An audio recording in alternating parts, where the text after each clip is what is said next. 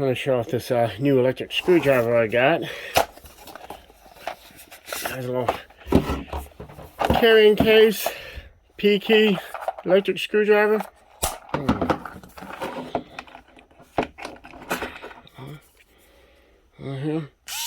Made out of metal. It's pretty durable.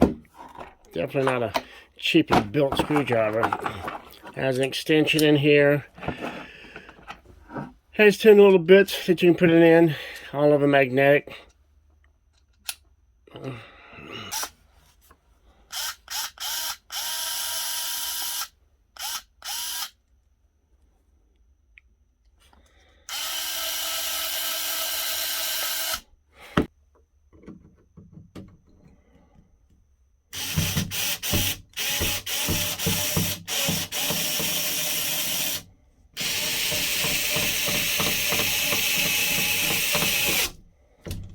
And you can see all the bits that come with it. And of course, you can add your own bits to it as well. And it's got a nice little carrying case. And it's got some room in there if you don't want to carry the charging cable around. You put a lot more bits and other stuff in here.